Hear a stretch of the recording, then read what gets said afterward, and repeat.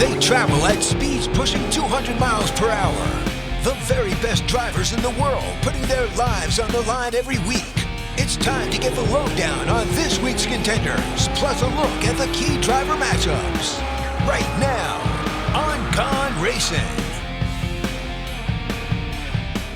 Welcome back to another edition of Gone Racing. Jeff Motley alongside Brendan Gaughan here in the beautiful South Point Hotel Casino in the VSiN studios. Glad to be back in the studio. You're in person week. with me again, my I was going friend. to say I'm not in the little box like I was for the last couple of weeks and get to break down last weekend's race at Daytona, which was pretty wild. Talladega. Talladega, Daytona, they're kind of all the same. Talladega, a pretty wild finish there, and then we'll talk about this weekend's race coming up at Dover. But, Brendan, first off, I mean, that race at Talladega, I mean, a crazy finish. You know, look, it went green in the end, which we haven't seen a green flag run to the end in quite a while at Daytona and Talladega, right? We normally get a couple cautions. There was no caution, which kind of surprised us. But in the end, the last lap, how about the fact that there was no caution to bunch the field, right? There wasn't this, okay, here we go, we got the cautions to make the... These guys were single file for about 25 laps. Then they knew that at single file, they better get going. With 15 to go, 10 to go, they started a double file. They got 3 wide. Next thing you know, man, we almost had an RPM. We almost had a Richard Petty win. Eric Jones was leading coming off turn 4. I mean, it was awesome. But in the end, it was a good race. There was great racing going on. The fans, you had some chalk up front, and we know how tough it is for chalk here. But in the end, you got another Trackhouse win. They're on fire. We got a little Austin Dillon action out there. We got a lot of guys we talked about right up near the front, and some guys that we talked about that wouldn't be there. Kyle Busch, Kyle Larson, guys that we said, oh, they hate this place. There they were at the end. Yeah, I mean, even Martin Truex Jr. started up front, a guy who's never won there at Talladega. Now, let me ask your opinion. Do you think Chastain snookered Larson a little bit on that last pass? Because Larson felt like Chastain outsmarted him. He said, if I had it to do over again, I would have faked right and went left. He said because Chastain knew Kurt Busch had a run on the outside. And when Larson went outside, he was more concerned with blocking Kurt's run than defending what was behind him. And then Chastain just drove past everybody. Well, I mean, look, this is ifs and buts, we're candy nuts. But Larson hadn't been in that position very much. Much experience, he's a NASCAR champion, but he hadn't been in that of position at a Daytona or Talladega. No, and he did a fantastic job of getting himself in position, being there. But as we always say, at the end of these races, it's tough to be the guy in front. The guy in front is not in the advantage, right? I mean, and then you see the guys sneak their way through. You see a little Austin Dillon get his way up there. You see the chaos that goes in. Some guys faded right there at the end. It was a great fin. I mean, poor Eric Jones, he's sitting in first going out of turn 4, and he finishes 6th. He's so bummed about that. But it was a great run for those guys. Well, as a driver, everybody said he got too far in front, which he did. Yep. How do you keep that from happening, though? Drag the brake pedal. But isn't there any fear at all that if you drag the brake pedal, the guys behind you are just going to pull out and freight train you? You don't lift the throttle. You drag the brake pedal. Keep your foot on the gas. You drag the brake pedal. That's from being up there more often, which Eric, unfortunately, isn't up there often. Well, something we have seen, we knew that was going to happen this week because the favorite was actually 10 to 1, was all double digits. But Ross Chastain picks up his second win of the year. He was 25 to 1 to win the race, plus 700 for a top 3.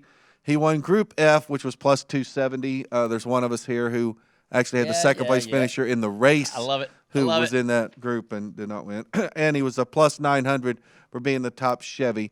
Take a look at the top 10. Austin Dillon comes in at a plus 700 for his top 3. Good call by Brendan there on that one. Kyle Busch, a plus 450 for a top 3. I don't think Kyle Busch would have given you a nickel for finishing in the top 3, to be honest with you, when the race started. So I'm sure he was pretty happy about that. And we talked about some of those names. Kyle Larson, Martin Truex Jr., a couple guys without a lot of success at Talladega, finishing 4th and 5th. We mentioned Eric Jones dropping back, Chase Elliott. Michael McDowell, former Daytona 500 winner, coming in 8th. He's there. And then you can see that was a really, really strong day for the Hendrick cars. Byron might have been the best car all day, and he's the only one that didn't get a top 10. Bowman coming in 9th. Kevin Harvick coming in 10th. I guess maybe the strange – I know this is going to sound weird, Brendan.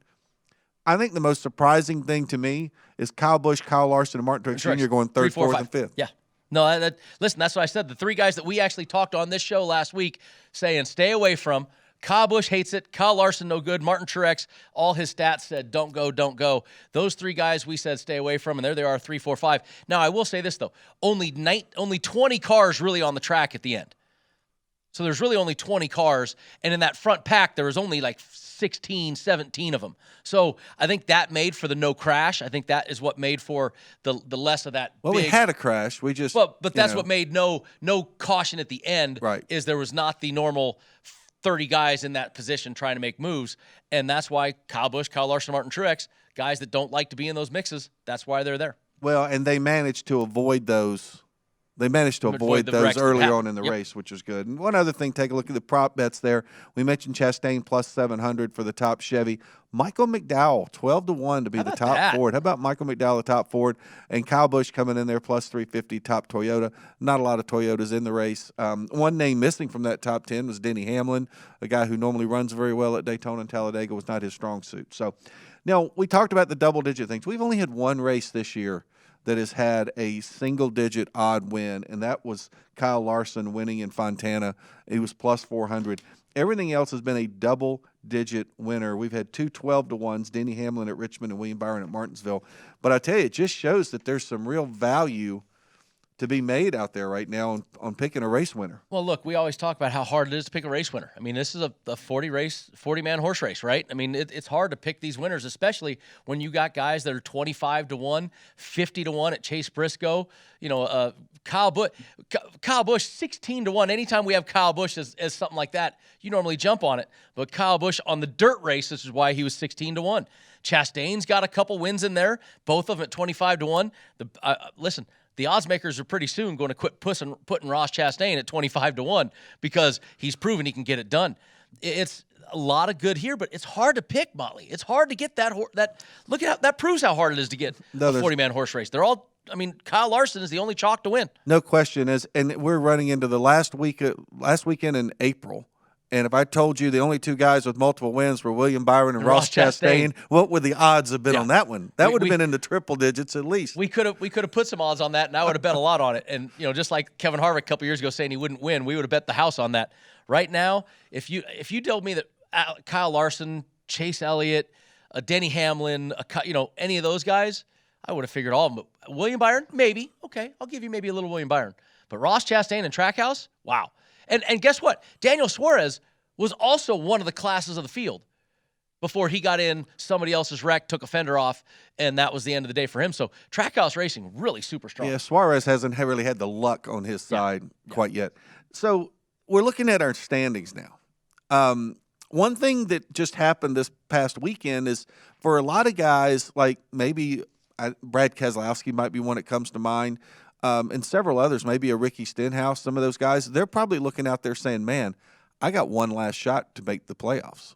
And that's going to have to come at Daytona in the last cutoff race because some of those guys just haven't shown much on these other racetracks. Well, they're guys that we talk about every year in that situation, right? We talk every year about the Michael McDowells. We talk every year about the Ricky Stenhouses, maybe the Chris Buschers, some of these guys that are further down in points that, the only way we know they're going to make that playoff run is to get that win.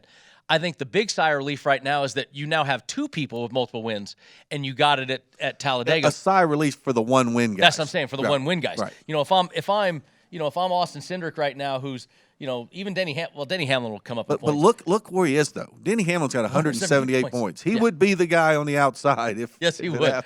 But I don't see that staying the rest of the year.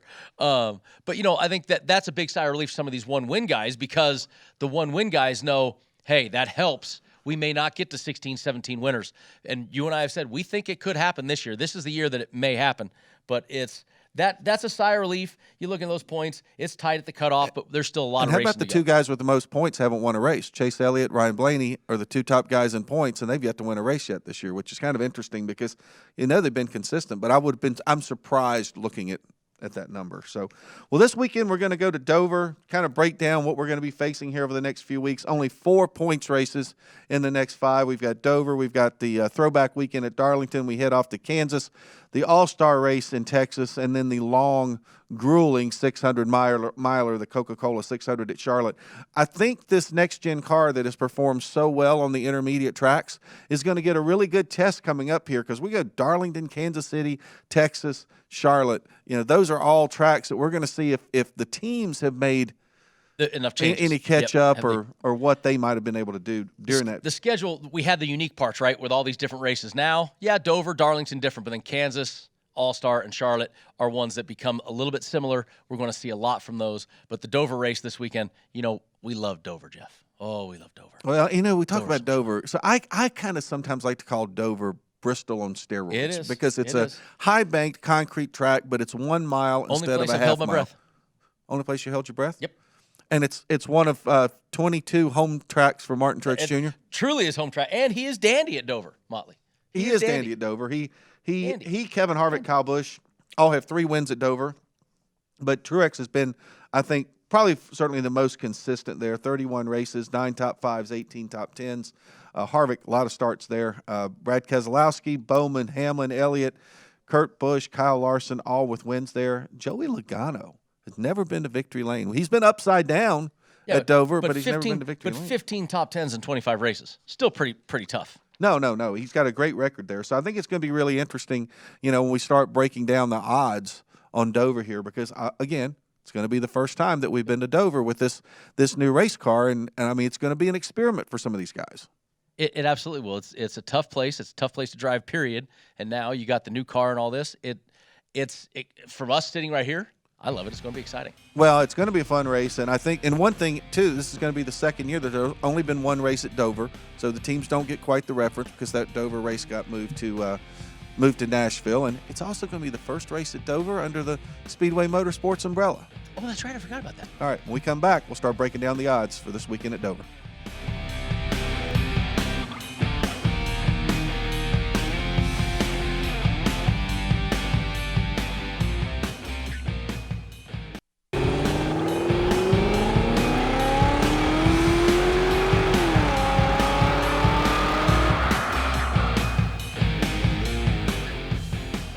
Welcome back into Gone Racing. Jeff Motley alongside Brendan Gaughan here at the South Point Hotel Casino, and we have broken down everything we could about last weekend's race at Talladega, and now we're turning our attention to this weekend's, we'll get all this out, Brendan, the DuraMAX Drydene 400. That's a lot of alliteration in there. You're making fun of stuff like that with some of the races that you've had over the years?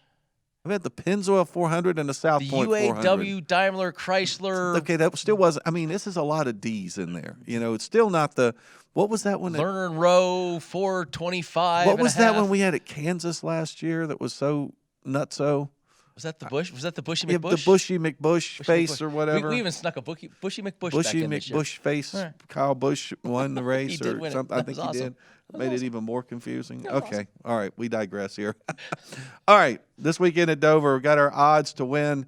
Kyle Larson, who has been really, really good at Dover, been very strong there. Again, he's in a new car.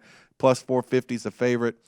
His teammates, William Byron and Chase Elliott, both coming in at plus 900. And the other Hendrick car, 10-1. So we got 4 Hendrick cars are the 4 favorites. So I think we know who the odds makers think are going to win.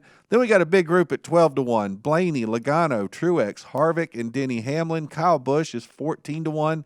Tyler Reddick and Ross Chastain, 16-1. Are you kidding me? Chase Briscoe, 20-1. Christopher Bell at 25. Suarez is 40, along with Keselowski, Kurt Busch, and Austin Dillon, 50. Austin Cindric, 60. And Ricky Stenhouse Jr., 100-1. The first thing that jumps out at me is Ross Chastain has won 2 races this year. He's been good everywhere he's been, and he's 16-1.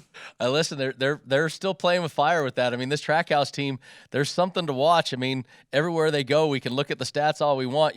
7 races, 0 top 10s. But Ross Chastain this year is bucking his trends. And the other one I like from that front page is, listen, Daniel Suarez, you're talking about a guy who's had 9 races there, 5 of them in the top 10. Average finish at 13.9. That's not terrible, Jeff. And we know he's in good equipment with a good team. I mean, Chastain with his 2 wins and has run up front, and Daniel has run up front. I mean, everybody's forgetting Daniel was leading with 1 to go at Fontana and ended up not winning the race. No, I got to tell you, these guys, you look back at some of the stuff they have when Daniel was in good equipment at Gibbs, he was 6th, 8th, and 3rd, and 10th at the Gibbs cars. And then he last year was 9th in the Trackhouse car, and when we were kind of like, oh, that's pleasantly surprising. So Daniel Suarez, another one up there that could be another huge. It'd be an upset, of course, but I would still not be afraid of it. I think it's a bit much to have all 4 Hendrick cars as the 4 favorite. No, they finished 1, 2, 3, 4 last year. Remember when we talked, it's the first time they've done it in forever. So, I mean, I'm not against it. The Hendrick guys are proven they are the team to beat. It just seems to me the chances of them doing that twice in Let's a make row a prop. seem Come on, somebody. DraftKings. Build us a prop. And be honest with you, I'm a little surprised to see Kevin Harvick and Denny Hamlin on equal footing with Ryan Blaney and Joey Logano right now, too, because I just haven't seen – I know Denny won at Richmond, but let's be honest, it was a good strategy call there to win. I don't know. Sometimes at Dover – I don't know if the strategy call comes into play sometimes as much at Dover. So we'll be curious to see. All right, some of the longer shots we got. We mentioned Ricky Stenhouse Jr. was 100-1. So was Eric Jones, Cole Custer, Chris Buescher, Bubba Wallace, Eric Almirola, and A.J. Allmendinger. And then the really long shots, 200 at Ty Dillon, Harrison Burton, Justin Haley. And then it goes on down the list. I don't need to read the rest of them. Listen, anybody sneak in there? I mean, we've seen some craziness. Yeah, but not at Dover. Dover is one of those places that equipment is such a big deal. And guys like Eric Jones, look, he's running really well. Eric Jones, Eric Almirola, 100-1 seemed like a big number. I could make an argument for the Eric Almirola, Eric Jones, deal there, just because, look, Eric Almirola has been running really well this year. If you go back in his history, you can find an Eric Almirola. He's got 9 races, last 10, got a top 10 in there, has run well. Eric Jones, back when he had some decent equipment, remember he was at Gibbs for a while. He's got 2 top 10s there when he was at Gibbs. So you could give me an argument for a couple of those guys, but the rest of them, it's the long shots are pretty tough to go that far. All right, well, let's move on to our top threes. These odds coming to us via DraftKings. Obviously, as we know in the past, they kind of mirror what we see with the odds to win, but much lower numbers here. Kyle Larson is pretty much like they're giving him a top 3 here at plus 130. And I do believe a lot of that is really based off what he did last year. And I honestly think he's getting a little too much credit there on the plus 130. But Chase Elliott, William Byron, both plus 250. Alex Bowman, plus 280. Denny Hamlin, Truex, Blaney, Harvick, Logano, 340. Kyle Busch is 400. Tyler Reddick and Chastain, 450. Briscoe, 550. Christopher Bell, 700. And then we get our double-digit guys, Suarez, Keselowski at 10. Kurt Busch, Austin Dillon at 14. Cindric at 17. Cole Custer at 18. Anything jump out at you there? Yeah, first, I just talked about Daniel Suarez. I like that even better. He's double-digit for a top 3. I like how well that Trackhouse team's been running. They're pretty hot and stay in the Trackhouse camp. Ross Chastain, 450. Once again, as well as they've been running. Tyler Reddick also sticks out there just because Tyler's been running so good. Look, that camp has been running very, very good. But Tyler Reddick, he's only got 3 races there in Cup. One of them is a top 10.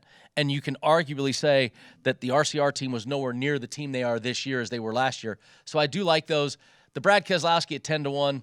Listen, they're doing that off of history and Brad's old teams. Right now, that team is not performing. RFK is not doing what we're doing. What we kind of said at the start of the year, we're a little nervous about. It's coming true so far. I think the other one I'm a little bit surprised to see the number down there. Austin Cindric at 17-1. He obviously won Daytona. He's had some good runs, but knowing he's in a Penske car, it's certainly capable of getting up there and getting a top 3. I think that's a pretty big number. But if you switch the page to the next one, you go down to where Harrison Burton is on the second half of the top 3s. That's technically a Penske car also, and I'll steal your thunder for a second. He's 55-1. Well, and I don't disagree with you, but I also know that for whatever reason, that 21 car hasn't been as consistent as the 2, the 12, and the 22. You can say that's I think driver. They're missing a little Matty D. Well, probably are missing Matty D. I don't think there's any question. All right, we're looking at our second page there. 18-1 is Eric Almirola. Buescher, Bubba, Allmendinger, Stenhouse, Eric Jones all at 28. Ty Dillon, Harrison Burton, and Justin Haley at 55. Michael McDowell, 140-1. That's kind of a big number there. So I don't know that I see anybody in that group that really gets me too excited when it comes to the top 3s. Top 3, no, not on this. Like I said, the same argument can be made for the Eric Almirola maybe or an Eric Jones maybe. It's too much of a fight for that one. Corey LaJoie, you didn't mention. Corey started the season top 15s. Everybody was talking about Corey LaJoie and that Spire. They've run great. Running great for them does not equate to running top 3. So that's why it's too far down for me. But I do like some of those that we mentioned on that front page. There are some even double-digit guys that I like for a top 3. And just about every week, We had 2 700s, last week at Talladega. So I think there's a lot of shots for top threes. Yeah, and one thing that's different a little bit when we go to Dover too is even though yes we could get a big crash at Dover, we don't typically see a lot of attrition at Dover from the top guys. So I don't know that we're going to see that guy sneak in from 25th and come out of nowhere. Look, when they crash, the track does block easily, so it does the crash. The wrecks there do normally take out a few more people, but it's not similar like Daytona or Talladega where the wreck can happen from the front row. Normally, the wreck happens in a hornet's nest in that 8th to 14th range where it binds up and everybody gets into it, but the real front runners get away. And the key at Dover is just stay high, right? It's self-cleaning track. Everything goes that way. Everything will be up against an inside wall at some point. We're going to take a little look over here at our driver head-to-heads. We don't have a ton of them this week, and the head-to-heads have kind of become our, I don't know what you want to call it. But I'll tell you what, though. But an interesting number. Chase Elliott, look, I get why you're saying, Kyle Larson minus 160, Chase Elliott 140. But, hey, Chase Elliott, last 10 races, 7 top 10s. Kyle Larson's average finish 7.5. Chase Elliott's 11.3, 7 top 5s for Chase Elliott in the last 10 races. So the reason it's so bad is he blew an engine and he crashed and finished 39th and 38th. If you take those two out, his average finish is single digit. So I like that 140 Chase Elliott versus Kyle Larson. Even though I like Kyle Larson to win the race, I like that 140. Well, you've also got William Byron at a plus 140 against Kyle Larson. Byron, he's got 2 wins already this year. Hot this season. Absolutely. And in our other ones, we got Kevin Harvick plus 105 against Ryan Blaney and Ross Chastain plus 105 against Ryan Blaney. That's kind of an interesting number there, too. And look, Ryan Blaney's won top 10 last 10 races. And as hot as Ross Chastain is, what's one of my favorite things to talk about, Motley? Momentum. Momentum, baby. And what does that Trackhouse Motorsports team have? A lot of it. A lot of momentum. It in buckets right now. So I got to say, I think there's 2 head-to-heads here. It's 105, small return, but still, it's a return. And I like the Chase Elliott. I do like that. Well, and one thing, we got a little under a minute to go in this segment here. One thing about the Hendrick cars being so even and being so good. They're right there next to each other. Well, they're going to be next to each other, but pretty much whoever has the best final pit stop, if they're the 4 running up front, is probably going to win because they're not going to rough each other up. I just don't. I know I know we've had a little bit of rough housing this year, but I don't think they're really going to rough each other up too bad. Do you? I don't think they'll rough each other up to the point where they can't finish where they want to finish. But, they're not afraid to bump and bang each other, but they are pretty darn good. I do like those. I do like the Hendrick cars. If it's going to be a win, it's going to be 5th and 4th. All right, we come back on Gone Racing. It'll be time to break down our group matchups.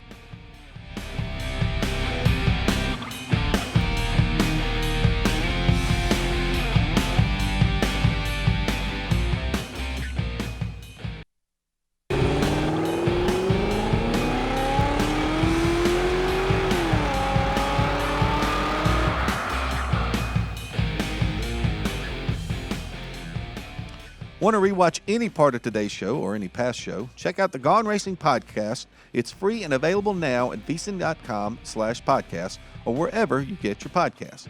We give you all the latest news, odds, and everything you need to know to head to the betting counter before each NASCAR Cup Series race. The Gone Racing podcast is free and available now at VSiN.com/podcast. And while you're there, catch up on every other VSiN show as well. Jeff Motley, Brendan Gaughan, back here in Gone Racing, talking about this weekend's Drydene, DuraMAX Drydene 400. Man, come on, listen. You would have yelled at me back in the day if I butchered your sponsor. Yeah, and now you're butchering sponsor. If you butcher the South Point 400, we're going to be mad at you. I can't mess that one up. that one's simple. Again, there's too much alliteration in there for this guy. Like Peter Piper picked a peck of pickled peppers 400. How about that one? You do it. If they're paying me to win that race, I won the O'Reilly's race when I drove for Napa. You would eat a raw pepper in Victory Lane if that was part of winning the race. I held up an O'Reilly's flag in the Napa truck. Woo! It was one that Matt Kenseth won our Cobalt race, driving the DeWalt car, and he was such a trooper. He put the hat on. That's right. We still do it. He was good, right? We're not afraid. They pay the money. Exactly. Big trophy. Nice check, right? I'll take it. Okay, Dover this weekend. our group matchups. We're going to get it started here with There's some good ones. I yes, like these. I do think we have some good matchups this week. We're going to get started over on Group A. No big surprise. Only thing about Group A that surprises me, they didn't just put the 4 Hendrick cars in Group A. So Group A, we got Kyle Larson as the favorite at plus 195. Chase Elliott, William Byron at plus 290. And they're going to put Kyle Busch in there at a plus 345 in Group A. If you take the recent history, Kyle Busch is a 345 dog in it. But you got Kyle Busch at plus 345 in a 4-man horse race. That's tough to leave out there on the road. I mean, let's just be honest. Kyle Busch is Kyle Busch.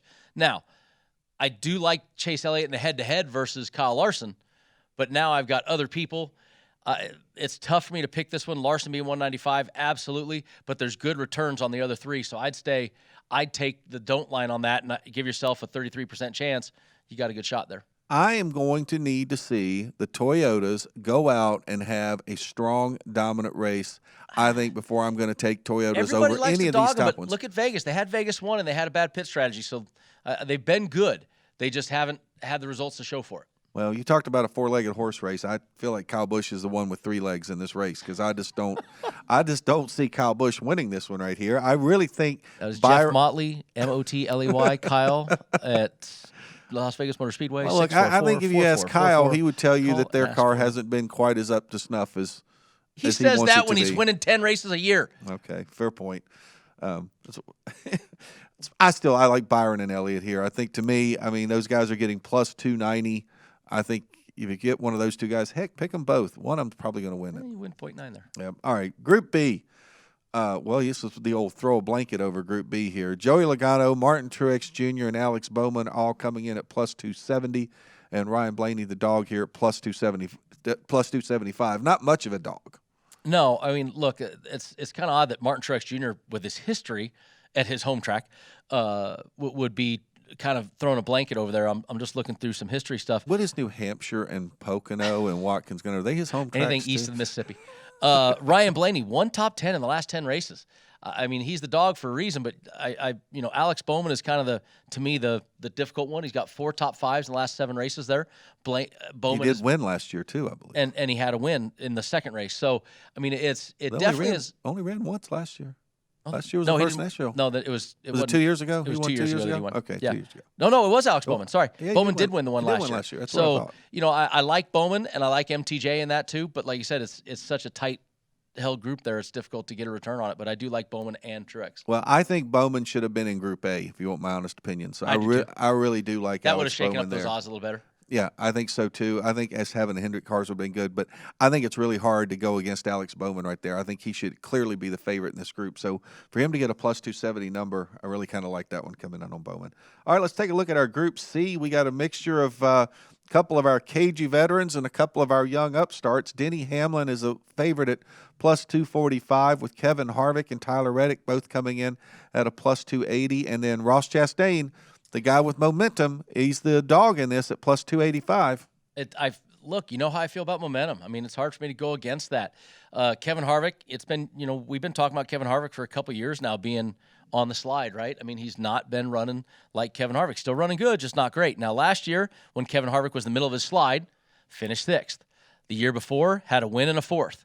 So he is great here. He's got a hell of a finish in the last 10 races, so it's hard to go against him. But when we talk about Kevin Harvick lately, it's not the Kevin Harvick of the past. I do like momentum with Ross. I do like Tyler. Denny Hamlin, 7 races, or 10 races, 7 top 10s. Also very good there, but that's a tough one for me. If you believe in momentum, you stick with Ross. Well, and I'm kind of a firm believer in the eyeball test right now, and not necessarily looking at the history. The eyeball test says Ross Chastain. Right, and the eyeball test tells me Tyler Reddick, number 2. Yes. I have not seen out of Harvick and Hamlin this year enough to pick them right now. So, all right, Group D. Interesting group numbers we got on Group D here. Christopher Bell and Chase Briscoe both at plus 230. Kurt Busch plus 325 and Austin Dillon plus 325. Boy, it would not surprise me at all to see those 2 dogs win this group. No, and I'm looking back. Look, Kurt Busch, Christopher Bell, and Chase Briscoe have so few data points here that you say, okay, they're the ones that it's hard to look at. They have average finishes of 35 and 30. You go to Kurt Busch, He's got the 2 top 5s last 10 races, average finish is 17. You find Austin Dillon, he's got 10 races, 3 top 10s. He was on our cool list. We didn't get to it earlier, but he's on our not so good there. But average finish of 14.5. He's got the highest average finish of these 4 guys in the last 10 races, and he's a 325 dog in this group. And as well as RCR has been running, once again, what have you done for me lately? The eyeball test. I do like a little Austin Dillon right here. Yeah, I think Austin Dillon, and I think you got to get a little bit of love there on Briscoe too. I mean, he's the only guy that's got to win on a mile track this year. He's got to win, and he also ran really well at Bristol. I know that's dirt or whatever, but nevertheless, he even ran pretty well last year. Bristol was pretty good for him, at least during the race. So, and we know the similarities, but I'm kind of with you. I think getting that kind of a number on an Austin Dillon or Kurt Busch, boy, kind of hard to pass those up. They've been running good lately. All right, Group E. This one kind of mirrors what we saw with Group B, where we got a lot of guys really bunched together. Eric Almirola, Eric Jones, and Brad Keselowski all coming in at plus 270. And then Daniel Suarez, a guy I know you like a lot, coming in at plus 275. Yeah, no, I do like Daniel Suarez right here. Brad Keselowski, once again, we've talked about the woes of RFK racing. And I think that throws that out. Eric Jones, Eric Almirola. Almirola is kind of the wild card. You don't know which one's going to show up. Which Eric or Almirola are you going to get? Eric Jones, I've said he's been very good, but momentum, how well the team's been running, all the things right there point to me. A Daniel Suarez run is a pretty good spot right there, 275. It's a tight spread. I like Daniel Suarez. Well, I think one thing we try to do sometimes when we talk about our groups is we try to eliminate guys. Yes. First. And Brad Keselowski's eliminated. Keselowski to me is eliminated right away. And honestly, I don't think Almirola win this group unless something bad happens. You never know when Almirola shows up, man. When he shows up, he shows up. Well, you're kind of right, but I'm kind of with you there. I like Jones. I like Suarez. I think they're both running same engines. Yep. Basically, and both have been good there. So those are good picks. All right, and looking ahead to Group F, I love it when Chris Buescher is in Group F. I don't know why. That was our old saying back in the day. I know, it was back in the day. Chris Buescher is back in Group F this week. Chris Buescher is the favorite in Group F at plus 260. Cole Custer is a plus 265. Ricky Stenhouse Jr. and Bubba Wallace both coming in at a plus 280. Tough one. Look, Chris Buescher dug his way into Group E, D's and even C's a couple times last couple years, and going at RFK has been back in Group F. So to me, it's the same thing with Brad Keselowski. They're not running good enough, and he's the favorite, and I would take him out as the favorite. Cole Custer, how about this for Cole Custer? 3 races, 2 top 10s, average finish 10.3 here in Cup. Wow. And his 3 finishes, 11th, 10th, and 10th. So there's a guy that could sneak up on us here. I mean, you're talking about the other guys who, Bubba Wallace sometimes been running good, sometimes hasn't. Stenhouse, he's had some decent runs this year, but you look at his history at this place, 20.9 in the last 10 races. Cole Custer, best average finish in this group. I like it. Well, and we talk about the elimination thing. I think we probably would eliminate the bottom 2 and we really think it's probably going to come down between those first 2. Don't you agree? No, I think Buescher's the one I'd eliminate first. Honestly, really? With the RFK, how bad they've been running, I would put this between a Bubba and a Cole Custer, and I like Cole Custer's history there. I think he's good. All right. We'll take your word for it. We got a few minutes left. We can get a few seconds left. We can get started on our Chevy prop if you'd like. You want to do that, Brendan? Sure. Do our Chevy props? All right. Coming in, Kyle Larson's a favorite there at plus 200, and then Byron and Elliott plus 400. Bowman is a plus 500. Chastain and Reddick plus 700. Then in the double digits, 12-1 for Suarez. Dillon's 20. Stenhouse, Jones, Allmendinger 40. Ty Dillon, Justin Haley 100-1. Chevy's too many of them. Too hard for me to pick. Yeah, I stay away from the Chevy prop every week because of that. You got too many guys, and the 4 favorites are your Hendrick cars. They're tough. Yeah, probably the toughest one. All right, we come back. We got props to go on Ford and on Toyota, and we'll give you our picks.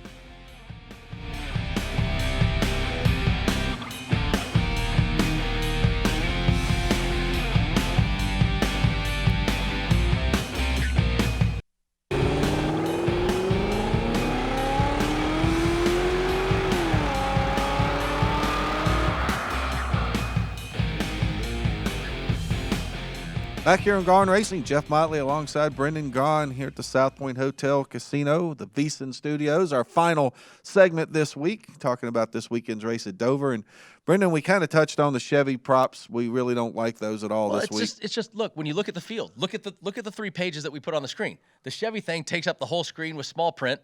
The Ford takes up the whole screen with a medium-sized print, and the Toyotas take up half the screen with a large print. Exactly. There's only so many of those vehicles in the race. Correct. So let's take a look at the Fords. We got Ryan Blaney, Joey Logano, Kevin Harvick all coming in at plus 300. Chase Briscoe plus 550. Keselowski's 10-1. Cindric is 18-1. He has longer odds to be the top Ford than he does to finish in the top 3. Eric Almirola 25-1, along with Buescher and Custer. Harrison Burton 50, Gilliland 70, McDowell Preece 100. I don't know if I like this one either. Well, look, here's the problem, my guys. Kevin Harvick is plus 300, and he hasn't run.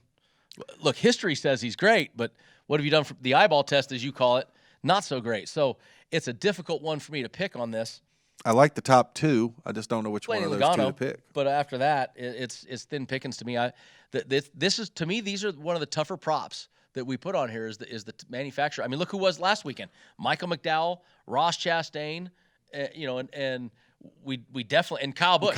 3 people that we did not believe would be it. So it's a tough one.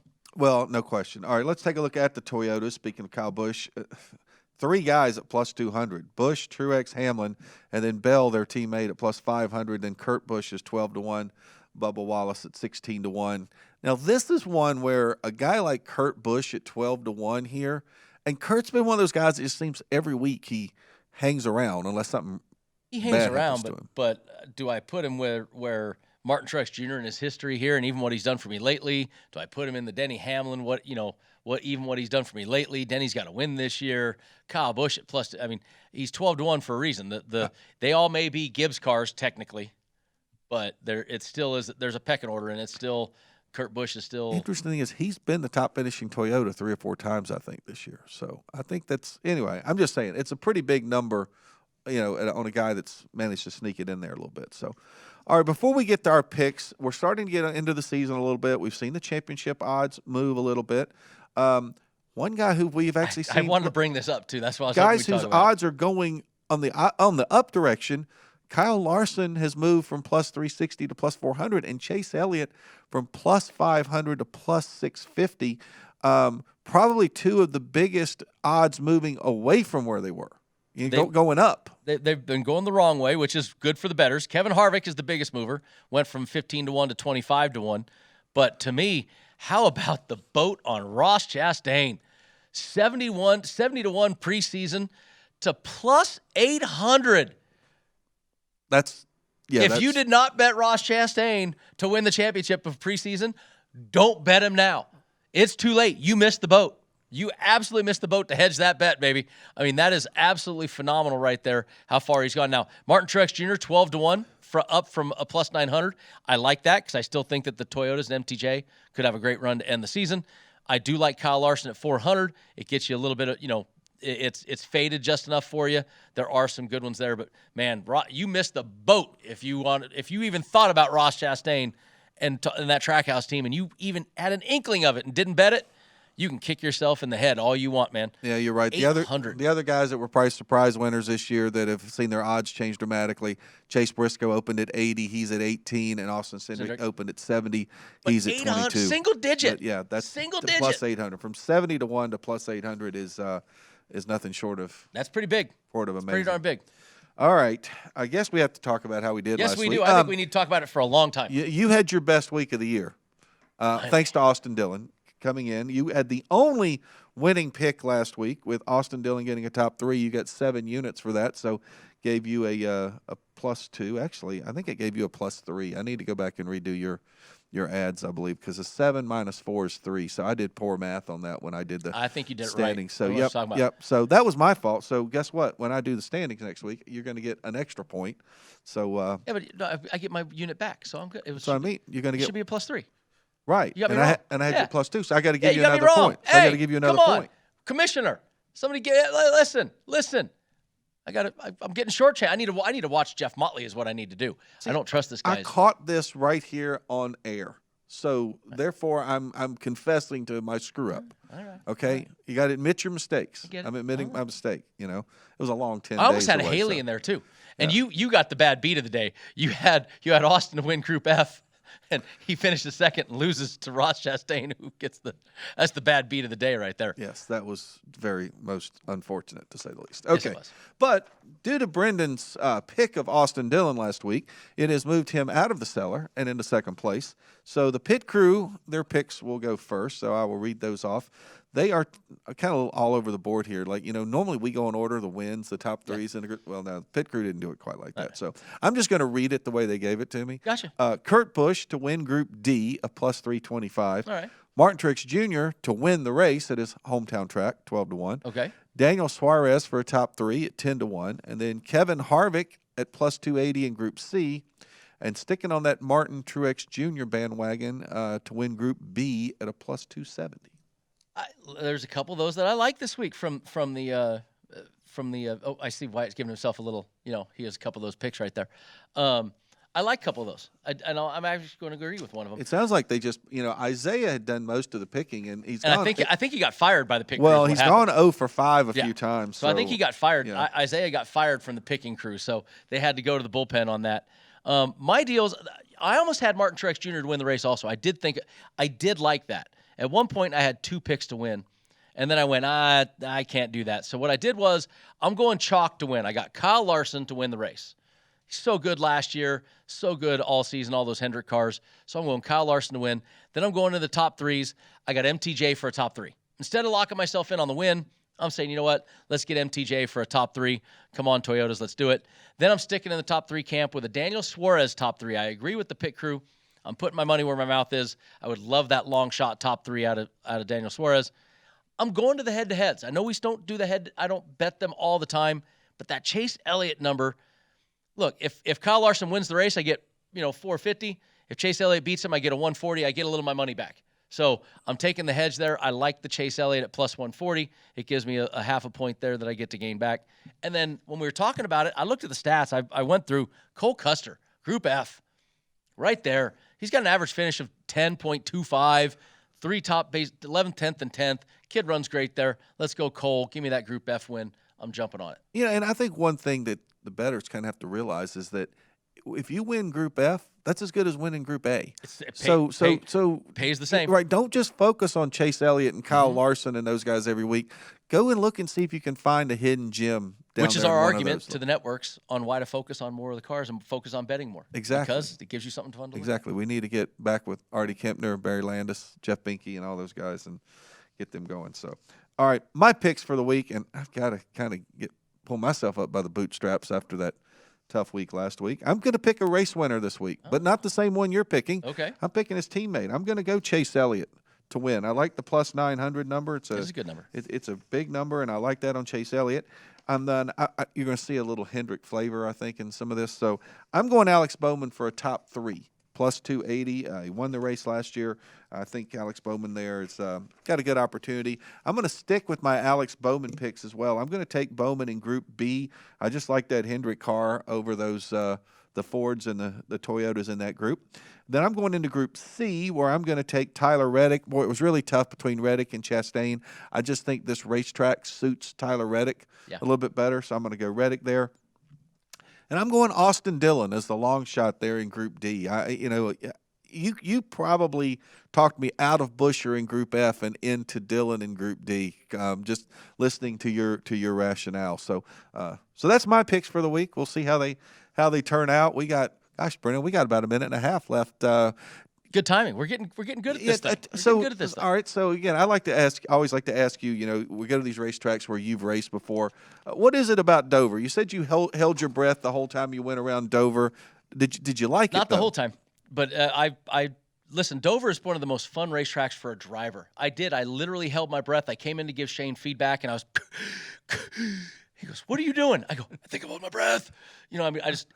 It's the only place we feel a sensation of speed. It's 30 foot from the top of that wall to the bottom of that racetrack. And Jeff, you bail off into turn 1. There's a little bump. You actually lose the front end, and you drive down a 3-story building, and you don't lift I mean, it's just so much fun. The track is so fun. And every time we go to Dover, I got to give a shout out to my boys, Medding & Sons. If you're at Dover, go down the road about 30 minutes.